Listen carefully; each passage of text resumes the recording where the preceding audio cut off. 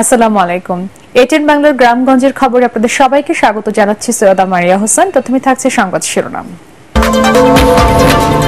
Doctor ইউনূসের অধীনে থাকছে ২৭ মন্ত্রণালয়ে, বাকি ১৩ উপদেষ্টার দপ্তর বন্টন।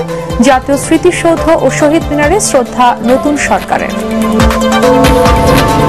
বৈষম্য বিরোধী আন্দোলনে ছাত্রদের উপরে চালানো প্রতিটি গুলির বিচার হবে বললেন পরিবেশ, বন ও জলবায়ু মন্ত্রণালয়ের উপদেষ্টা সৈয়দা রিজওয়ানা হাসান।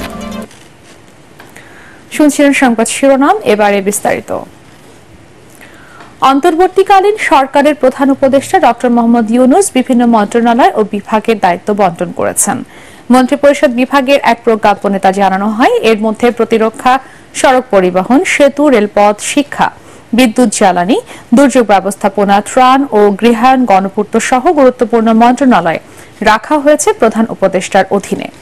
এছাড়া উপদেষ্টাদের মধ্যে সালেউদ্দিন আহমেদ অর্থ ও পরিকল্পনা, ডক্টর আসিফ নজরুল আইন, আদিলুর রহমান খান শিল্প, হাসান আরিফ এলজিআরডি, মোহাম্মদ তৌহিদ হোসেন পররাষ্ট্র, সৈয়দা রিজওয়ানা হাসান পরিবেশ, বন ও জলবায়ু, শারমিন এস মোর্শেদ সমাজ কল্যাণ, অবসরপ্রাপ্ত brigadier general M Shakhawat Hossain স্বরাষ্ট্র, ডক্টর আফম খালিদ হোসেন ধর্ম, ফরিদা আক্তার মৎস্য ও প্রাণী সম্পদ, নূরজাহান বেগম স্বাস্থ্য, বৈষম্য বিরোধী ছাত্র আন্দোলনের সমন্বয়ক নাহিদ ইসলাম ডাক ও টেলিযোগাযোগ এবং আসিফ মাহমুদ সাজিব ভুঁইয়া যুব ও ক্রীড়া মন্ত্রণালয়ের দায়িত্ব পেয়েছেন।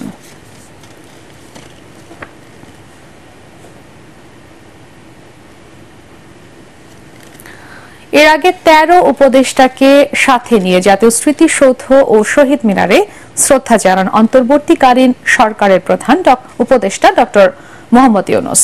সরকারের পরবর্তী করণীয় নিয়ে খুব দ্রুত সিদ্ধান্ত নেওয়া হচ্ছে বলে এ সময় জানান উপদেষ্টারা। স্মৃতিসৌধে শ্রদ্ধা জানানোর শেষে কেন্দ্রীয় শহীদ মিনারে ভাষা শহীদদের প্রতি শ্রদ্ধা নিবেদন করেন অন্তর্বর্তীকালীন সরকারের প্রধান উপদেষ্টা ডক্টর মোহাম্মদ ইউনূস।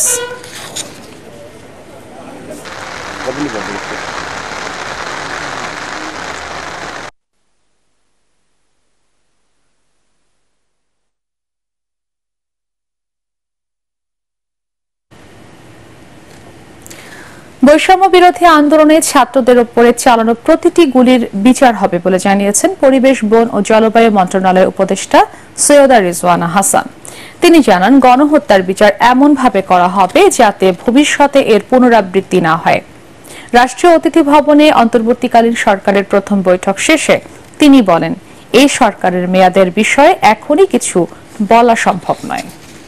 আন্দোলনে গণহত্যার বিচারের ব্যাপারে বলা হয়েছে যে কিভাবে বিচারটা নিশ্চিত করলে এটা স্বচ্ছ হবে এবং এই ঘটনার আর জীবনে কোনোদিন বাংলাদেশে পুনরাবৃত্তি হবে না, সেটার জন্য কোন পথে আমরা যাব, সেই পথগুলো কি, এটা নিয়ে আমরা সকলে চিন্তা করে এটার খুব এটা একটা উত্তর আপনারা সহসাই পেয়ে যাবেন। কিন্তু আমরা ওইটা নিশ্চিত করব যে প্রত্যেকটা গুলির আমরা বিচার চাইব এবং এটা যেন আর না হয়, সেই রিফর্মের জন্য ওরকমই একটা স্বচ্ছ অন্তর্ভুক্তিমূলক বিচারের আমরা প্রত্যয় ব্যক্ত করি। মেয়াদের বিষয়ে এখন আলোচনা করাটা বা সিদ্ধান্ত নেওয়াটা সম্ভব না, কারণ আপনি যদি কি রিফর্ম চান এটা না বুঝে তো আমি মেয়াদের কথা বলতে পারবো না। আর রিফর্ম যদি আপনারা না চান তাহলে আবার আরেক কথা। হ্যাঁ, কাজে এখনই মেয়াদ করে অস্থির হওয়ার কিছু নাই।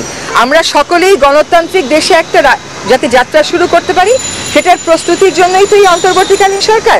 সেই প্রস্তুতিটা নেওয়ার জন্য যেটুকুন সময় দরকার শুধুমাত্র সেটুকুন সময়ই আমরা নেব। দেশের অধিকাংশ থানায় এখনো যোগ দেয়নি পুলিশ, পাহারায় সেনা সদস্য ও আনসাররা। মেহেরপুরের ৩টি থানা ও ডিবির কার্যক্রম কার্যত বন্ধ রয়েছে। আইন শৃঙ্খলা রক্ষায় শহরের বিভিন্ন মোড়ে অবস্থান নিয়েছে আনসার ও বিএনসিসির সদস্যরা। হবিগঞ্জে পুলিশের কর্মবিরতির কারণে জেলার ৯টি থানাই খালি পড়ে আছে, সেগুলো পাহারা দিচ্ছে আনসার সদস্যরা। ১১ দফা না মানা পর্যন্ত কর্মবিরতি অব্যাহত থাকবে বলে জানিয়েছেন বিক্ষুব্ধরা। ভোলাতেও পুলিশ সদস্যরা কাজে যোগদান করেনি। শহরের ট্রাফিক ব্যবস্থার দায়িত্ব পালন করছে স্কুল কলেজের ছাত্রছাত্রী, বিএনসিসি ও ফায়ার সার্ভিসের সদস্যরা।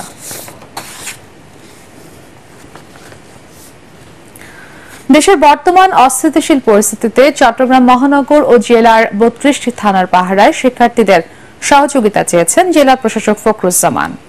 এছাড়াও সাম্প্রদায়িক সহিংসতা, লুটপাট এবং জানমালের নিরাপত্তা নিশ্চিতে শিক্ষার্থীদের সহযোগিতার আশ্বাস দেন তিনি।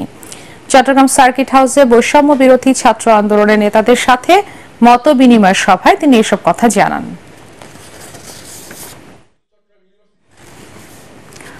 বৈষম্য বিরোধী ছাত্র আন্দোলনের সারা দেশে নিহতদের স্মরণে নাটোরের বিভিন্ন মসজিদে দোয়া অনুষ্ঠিত হয়েছে।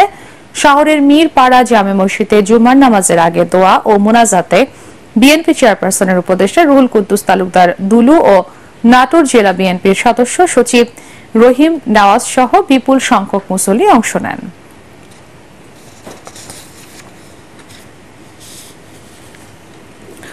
দুর্বৃত্তরা যেন দেশের সাম্প্রদায়িক সম্প্রীতি বিনষ্ট বা রাষ্ট্রীয় সম্পদ ধ্বংস করতে না পারে তা আমাদেরকে নিশ্চিত করতে হবে। দেশ আমাদের, দেশের সম্পদও আমাদের। নিজে সতর্ক থাকুন, অন্যকে সচেতন করুন। পরবর্তী সংবাদ দেখার আমন্ত্রণ জানিয়ে এখনকার মতো শেষ করছি গ্রামগঞ্জের খবর। এটিএন বাংলা সংবাদ ইউটিউবে দেখতে ব্রাউজ করুন, youtube/এটিএন বাংলা নিউজ। ধন্যবাদ সবাইকে।